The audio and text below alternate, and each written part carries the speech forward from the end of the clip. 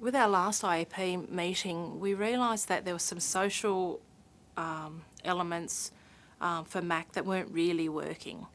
We'd put a lot of energy into meeting his needs or having his needs met in the classroom at the expense of some of the social opportunities.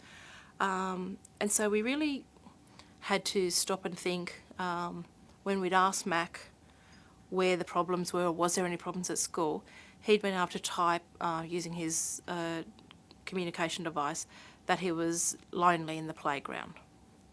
And what was happening was that he was not being supported in the playground. He was relying on the teacher on duty in the playground to oversee him and all the other students.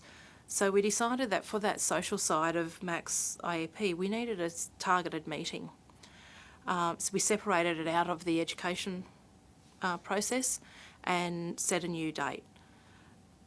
A picture I took along to that meeting was the image of a young fellow who was in his school choir. He used a wheelchair, and the photo had all his choir mates together and him off to the side, and that's how they performed. And it was a photo that really resonated with me, because the thing was, it wasn't the child in the wheelchair that worried me. If that was Mac, there's a lot that I could teach him about that situation and why it had happened. The backstory was that the adult responsible for supporting this child that day was away, so no one else stepped up. And it really highlighted why we've always rejected rosters for looking after Mac, and why those peer supports are so important. And as we explained to the school, if that had happened in our school, that we wouldn't be sad for Mac.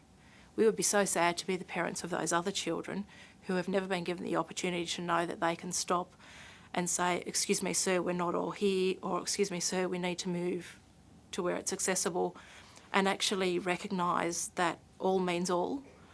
And so that was a really powerful picture to take in, and it had impacted me tremendously. And it also showed all our school's core values not in play in that situation.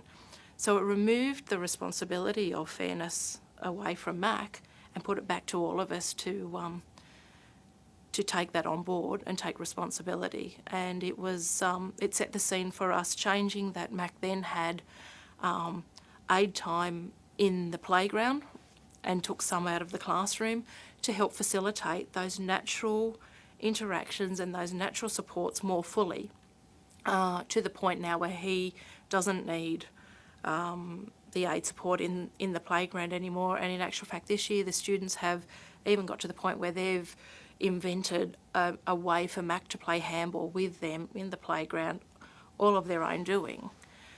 And that's all because they were given the space to do it, and because the school recognised that some investment in that social time in the playground would reap benefits for all students down the track. So it was a really powerful picture that actually then had really great outcomes.